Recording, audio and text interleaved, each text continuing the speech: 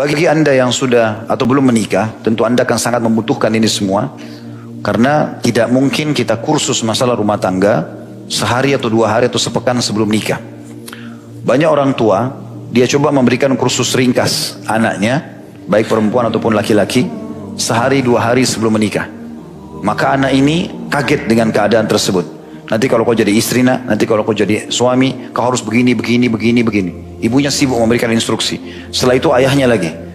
Semua yang akan dilalui oleh anak ini 50-70 tahun ke depan, kalau Allah berikan dia umur, semuanya diringkas dalam 1-2 hari. Kira-kira apa yang akan dijalankan oleh anak tersebut?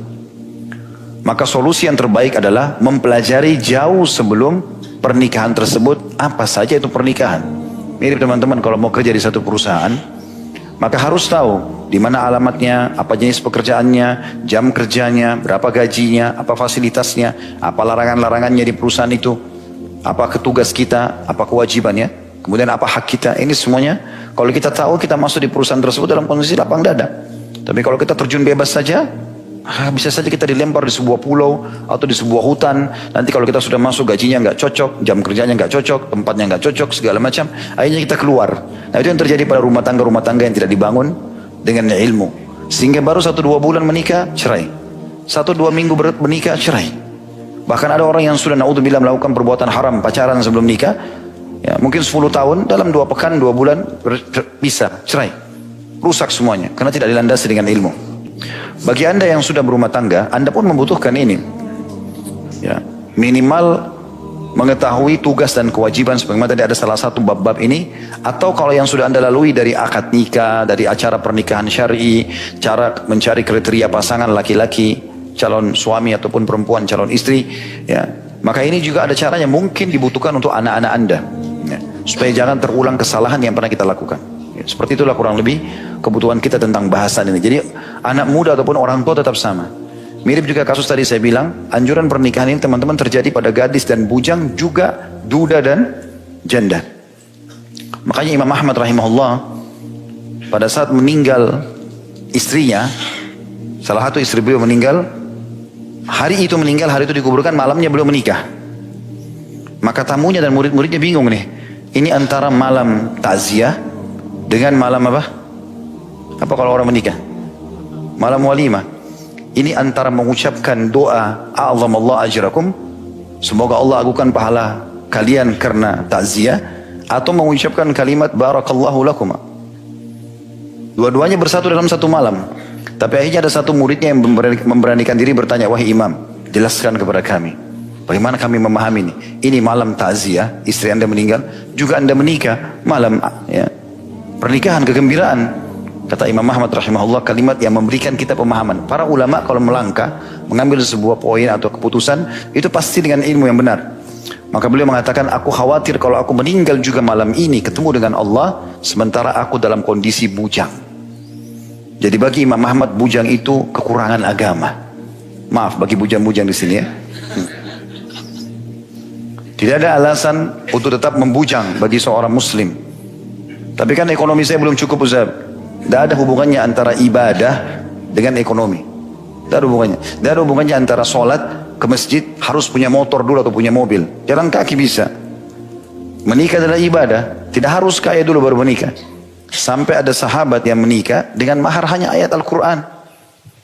Ada seorang wanita datang kepada Nabi SAW dulu di masjid, lalu mengatakan, ya Rasulullah, saya hibahkan diriku buat Anda. Nabi SAW melihat ke perempuan tersebut, lalu sepertinya tidak ada hajat. Maka Nabi tawarkan ke masjid, siapa di antara jemaah yang mau nikahi? Ada satu angkat tangan. Kata Nabi SAW, coba pulang ke rumahmu, carilah sesuatu yang kau bisa jadikan mahar. Walaupun cincin dari besi, bukan perak lagi. Besi saja, kamu lengkungin, bawa ke sini. Dia ke rumahnya, dia balik mengatakan, tidak ada ya Rasulullah. Kata Nabi SAW, kau punya hafalan ayat-ayat Al-Quran? Kata dia, iya. Kata Nabi SAW, saya nikahkan kau dengan wanita ini dengan mahar ayat-ayat Al-Quran itu. Menikah, jadi suami istri padahal miskin. Itu salah satu nanti akan kita singgung tentang masalah kafa'ah atau kufu, kesepadanan. Jadi kalau antum di sini laki-laki gajinya cuma 2 juta, ya harus nikah dengan perempuan yang bedaknya juga cuma 50 ribu. Supaya uangnya cukup. Kalau antum nikah dengan perempuan yang kosmetikanya 2,5 juta, 5 juta, tiap bulan utang nanti. Itu namanya kafa'ah. Jangan juga sok-sokan nikah sama orang asing. bahasanya beda, makanannya beda, tradisinya beda. Tidak sekufu nanti. Hanya karena oh ini bule, oh ini, oh itu ini. Padahal dia tidak bisa sejalan. Kenapa enggak menikah sama orang yang sama-sama suka makan tempe, sayur asam, orang biasa makan bakso, biasa dengan cuaca. Kecuali orang keturunan yang tinggal di negara kita beda, sudah sama dengan kita gitu kan. Tapi kalau enggak, orang asing hanya karena mau dipuji oleh orang, ini nanti tidak sekufu. Atau pendidikan kita sangat tinggi, menikah dengan orang tidak ada pendidikannya. Jadi kalau ngomong nggak nyambung, gitu kan. Atau kita miskin nikah sama orang yang kaya sekali, ini juga jadi masalah. Ini masalah kekufuan semuanya. Jadi menikah juga dengan orang yang tidak mampu. Saya ingat dulu saya punya seorang dosen. Beliau ketua Mu'allaf Center di Madinah. Masya Allah, memang seorang dai dan cara penyampaian dakwanya itu luar biasa. Dia kalau masuk di kelas 50 menit ceramah, kita nggak sadar sudah habis waktu.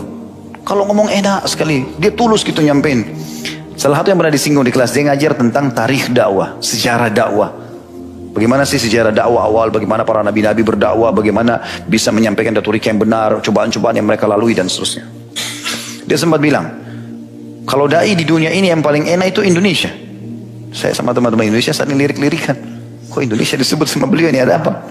Dia bilang karena di Indonesia mudah sekali menikah. Orang tidak perlu khawatir dengan pelanggaran-pelanggaran agama. Mungkin beliau tidak terlalu banyak faham. Kalau di sini juga banyak perzinahan gitu kan. Tetapi orang bisa menikah dengan perangkat alat sholat. Orang bisa menikah dengan ayam jago. Maharnya kasih ayam bisa. Ada beberapa daerah yang saya tahu, modalnya cuma kasih mesin jahit istrinya atau mertuanya bisa menikah. Mudah sekali. Dan itu yang terjadi memang di depan mata, asal kita memang cari orang yang sekufu dengan kita, gitu kan? Orang yang sekufu, insya Allah itu bisa. Saya subhanallah pernah ke Jordan, waktu itu ada umroh plus Aqsa. Sebelum masuk ke Palestina, saya sempat masuk ke Jordan, di kota Petra, salah satu 7 keajaiban dunia, untuk membawa jemaah melihat di situ bagaimana keajaiban yang Allah tunjukkan, tanda-tanda kebesarannya ada di situ. Intinya, ada satu orang asli Jordan, dia kerjanya punya kuda itu disewain sama dia untuk keliling-keliling tempat itu. Saya sempat bayar dia. Kemudian saya bilang saya mau naik kelilingi semua kota tua ini, naik sampai ke atas, muter. Lama mungkin 1 jam. Saya sambil ngobrol. Di antara saya ngobrol itu masalah tradisi pernikahan mereka di Jordan gitu. Maka saya bilang, sudah menikah? Dia bilang belum. Berapa umur kamu? Kalau nggak salah umurnya itu 34 atau 35. Kenapa belum menikah? Bukankah Rasulullah SAW nikah di umur 25 tahun? Dia bilang di sini susah menikah. Kenapa susah menikah? Tinggi sekali maharnya, mahal biayanya. Saya iseng tanya, emang berapa biayanya? Dia bilang orang yang paling biasa kalau nikah sini, kalau dalam dolar 100.000 dolar. Tahu berapa itu? 1,4 miliar. Hah? Antum tinggal beli ayam jago, bawa ke kampung, lamar orang dikasih, modal Al-Quran dikasih. Ya. Apalagi kalau antum orang baik, Allah tawarkan.